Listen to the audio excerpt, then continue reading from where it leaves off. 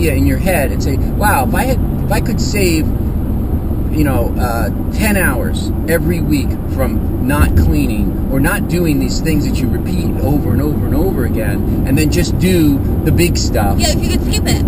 Like, if it was like, okay, we're closing down on the farms, everyone has to grow their own food now.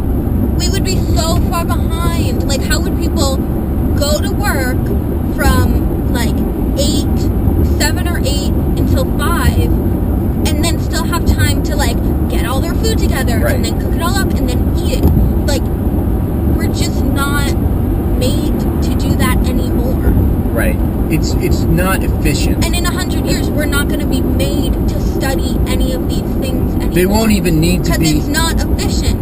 It's like, why did I spend 8 years learning about dumb stuff that I could Google in 2 seconds? So what is your thought, for instance, like when I grew up, I had to take cursive writing and regular before that. Now, you need to type, but when was the last time you actually wrote something? Not typed out, but wrote on a piece of paper.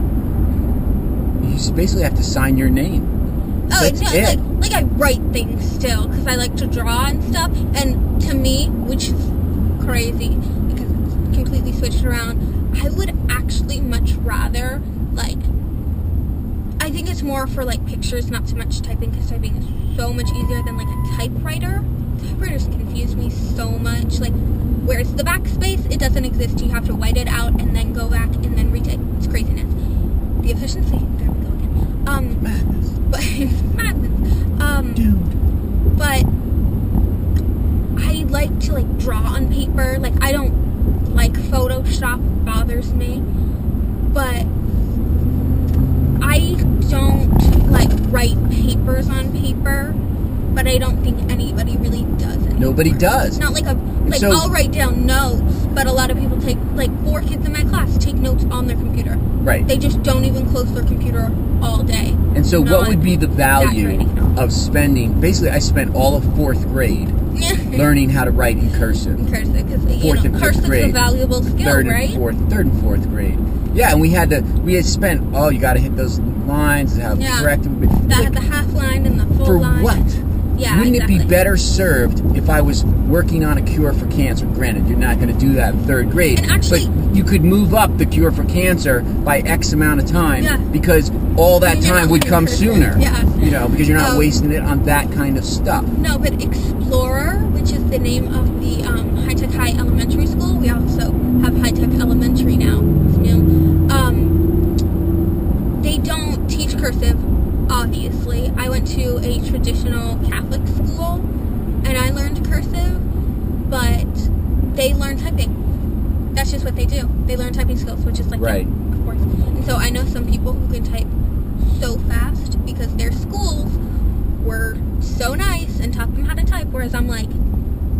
Right. I would say, coming out of high school, I learned a lot in high school, not probably as much as I should have, but I have to say, I took typing my senior year. It was the most valuable class. I'm not a fast typist, but had I not taken it, oh my goodness, what a disaster. Yeah. So I think that was extremely valuable, learning how to type. Especially for them. That's crazy that they did that.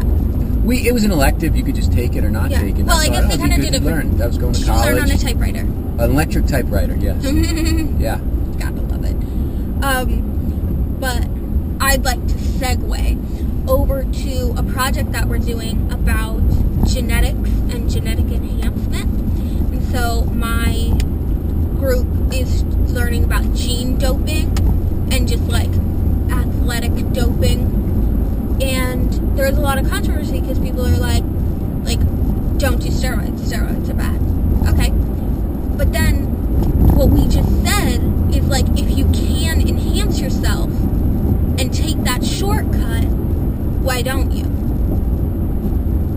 There's a lot of questions. There's a lot of questions. But I always say, okay, here I'll give you an example because I've never taken steroids, but I know a lot of people who have taken steroids.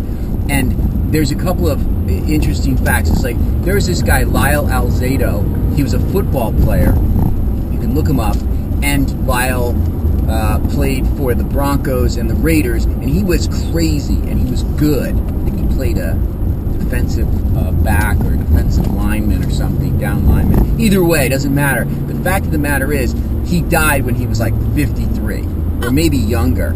And he was so upset, and everybody knew that the steroid use was way over the top. Mm-hmm. But I say to you, Lyle Alzado won 2 Super Bowls, probably at least one. Okay, Mm-hmm. and he was an all-pro football player, and he made millions of dollars, a ton. And he lived this sort of rock star life, and.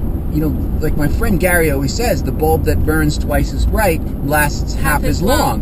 And so I look at my life and I say, yeah, I have great health, and jokingly, I'll probably live to like 150 because the brightness of my bulb. But so you have to ask yourself, like, from a steroid point of view, was it worth it? No, okay. He wanted more life at the end, but the reality is he did a lot more than I probably ever did. Yeah.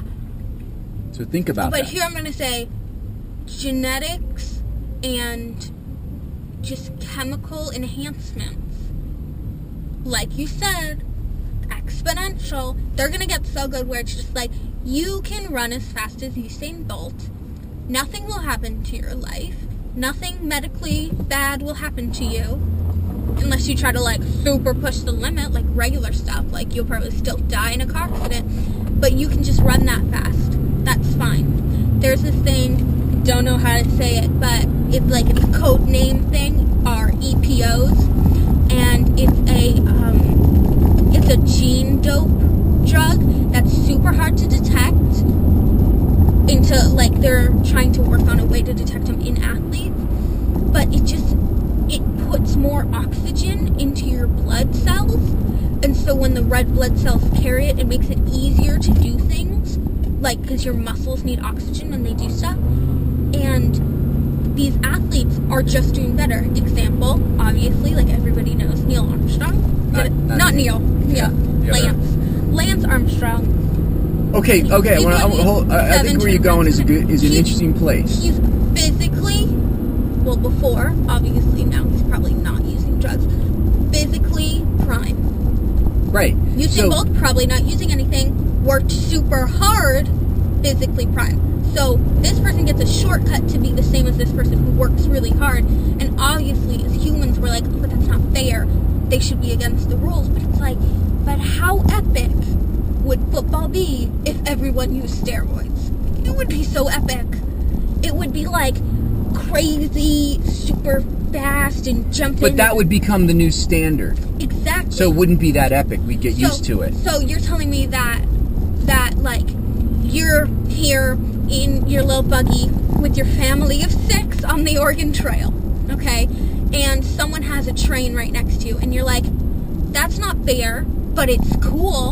And then you're like, I wonder if everyone could just like ride a train over There's to no the doubt. West, and then they'd be like, oh, but it wouldn't be cool because Right. It's just I'm not everyone arguing. would ride the I'm not train. arguing against the use of those, because if your teeth breaks, you go to see a dentist, or if you can't see, you go see an eye doctor. You don't go, oh, I guess I just can't see. Yeah. No, you go That'd be fix bad. what you can. Yeah. You make better what you can. That's what we do. What I'm arguing is that if you my wife Christy started out snowboarding with like 6 other people. She didn't continue to get better while they did. So she can go on the same hill, like the bunny slope, and it's very challenging for her. Whereas the other people, like Jay and Deborah and the people she was with that day, they have to go to the top of the mountain to get the same thrill that she gets on the... So, what's the value? Like, if we used to be like, oh my God, that's so amazing movie, and now we're like, oh yeah, dinosaurs running down a thing with people. It's like, no big deal. But, like we've seen it all before. At You're like, Jaws. You're like, no, Right. no, this is real. It doesn't even look real. But Right. when you guys saw Jaws, you're like, we were scared. Yeah, that was as real. That was freaky.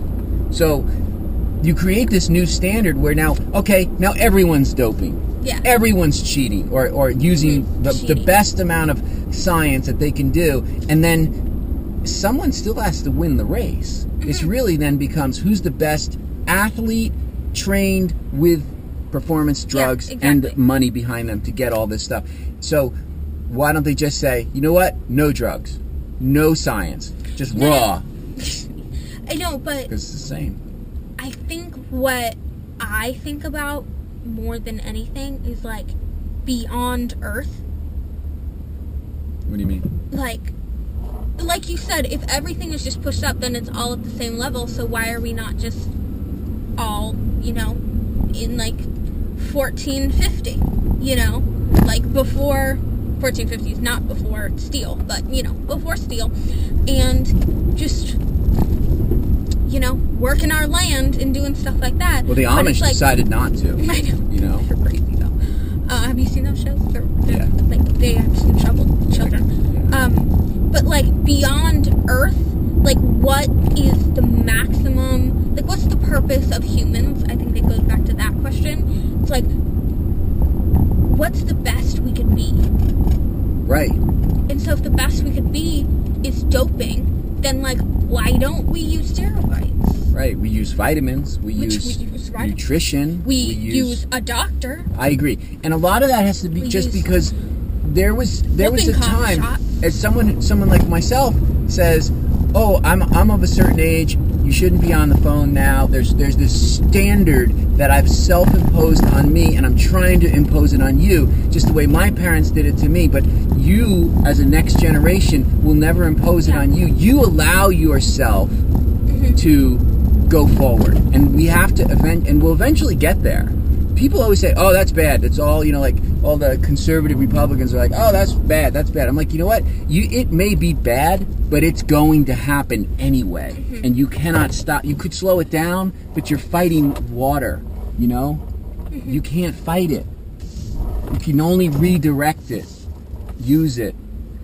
Okay, that's our show for today. Wow, that was an exciting show for a first show. Inaugural. That was epic. That was epic. Thank you for being with us today.